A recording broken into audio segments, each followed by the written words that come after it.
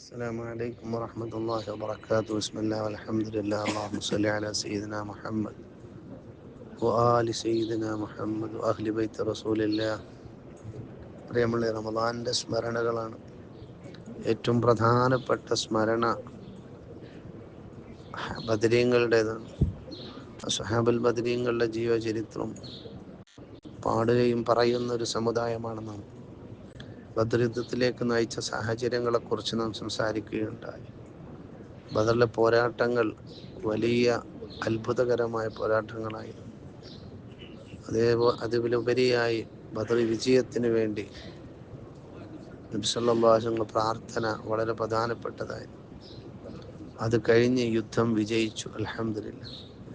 ആ യുദ്ധത്തിൻ്റെ അനുഭവങ്ങളും യുദ്ധാനന്തരമുണ്ടായ നടപടികളെയും വിലയിരുത്തി ലോകത്തെ ഏറ്റവും സമാധാനത്തിൻ്റെ സന്ധിയും സമാധാനത്തിൻ്റെ സന്ദേശവുമാണ്, സ്നേഹത്തിൻ്റെയും കരുണയുടെയും ഉദാഹരണങ്ങളാണ് വിശുദ്ധ ബദർ നൽകുന്നത്. അതിലുപരിയായി മനുഷ്യനെ അധാർമികതയിൽ നിന്ന് മാറ്റി ബോധമുള്ളൊരു സമൂഹമാക്കാൻ വിദ്യാഭ്യാസവും അതനുഷ്യമായ കാര്യങ്ങളും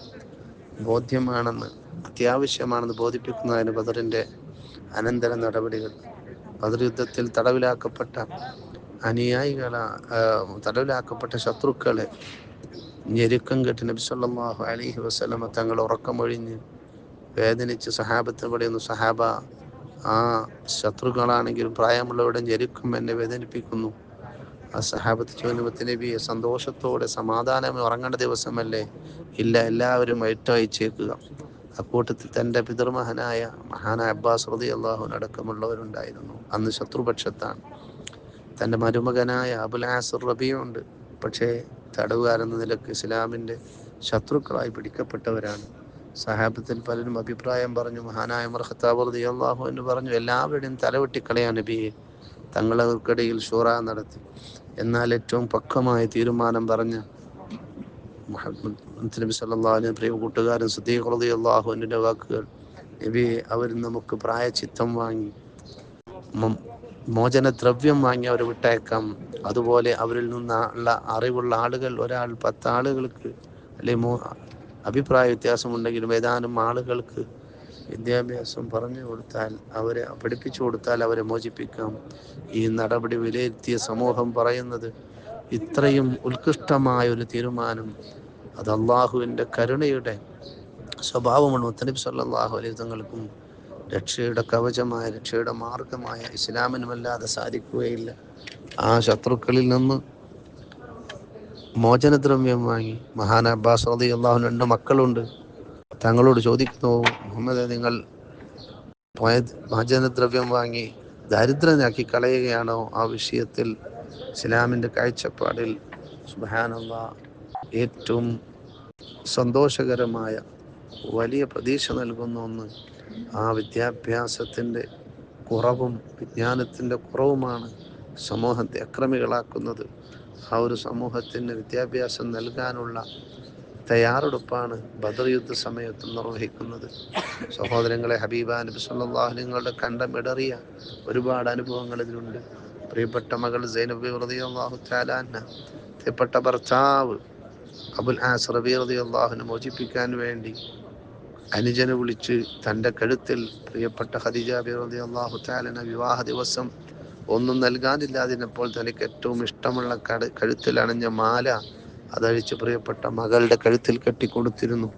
ആ മാലയാണ് ഒരു പൊതിയാക്കി ഹബീബായ ഹളറത്ത് റസൂലുള്ളാഹി സ്വല്ലല്ലാഹു അലൈഹി വസല്ലം തങ്ങളതങ്ങ് തുറന്നു നോക്കിയപ്പോൾ തങ്ങളുടെ മുഖം ചുവന്ന് സങ്കടത്തോടെ ആ മഹദിയാവുന്ന ഖദീജ ബീവിയിലേക്കുള്ള സ്മരണകൾ വരികയാണ്. തങ്ങളുടെ മുഖവും ഭാവവും കണ്ട് സഹാബത്ത് ചോദിച്ചപ്പോൾ പ്രിയപ്പെട്ട മകൾ ഭർത്താവിനെ മോചിപ്പിക്കാൻ കൊണ്ട് കൊടുത്ത ഈ മാല ഒരു ചരിത്ര ഓർമ്മകളിലേക്ക് ഖദീജ ബീവിയുടെ തീക്ഷ്ണമായ പരീക്ഷണങ്ങളും മുത്തനബി സല്ലല്ലാഹു അലൈഹി വസല്ലമക്ക് സാമ്പത്തികമായും ശാരീരികമായും മാനസികമായും നൽകിയ ഇസ്ലാമിൻ്റെ ആവിർഭാവകാലത്തുള്ള സ്മരണകളിലേക്കും തങ്ങളുടെ മനസ്സുകൾ നീങ്ങുകയാണ്. അങ്ങനെ ബദർ യഥാർത്ഥത്തിൽ ഒരു പോരാട്ടമാണ്. അത് നിലനിൽപ്പിന് വേണ്ടിയുള്ളതാണ്. അധാർമികതയുടെ ഉച്ചാടനത്തിന് വേണ്ടിയുള്ളതാണ്. ഒരുപാട് പാഠങ്ങൾ ബദർ നൽകുന്നുണ്ട്.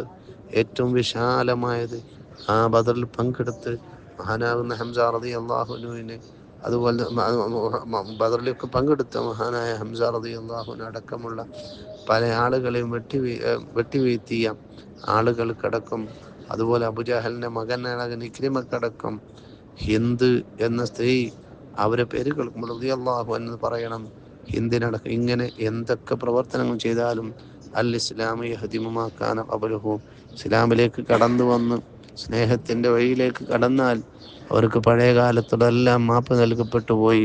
അതുപോലെയാണ് ഒരു മനുഷ്യൻ തന്റെ വാർദ്ധക്യത്തിൽ ഇസ്ലാമായാലും അവനത് മുമ്പുള്ള മുഴുവൻ കാര്യങ്ങളും അല്ലാഹു തആല പുറത്തു കൊടുത്ത് തൗബ തായിബ് മിനദ് ദംബി കമല്ലാ ദംബ ലഹു.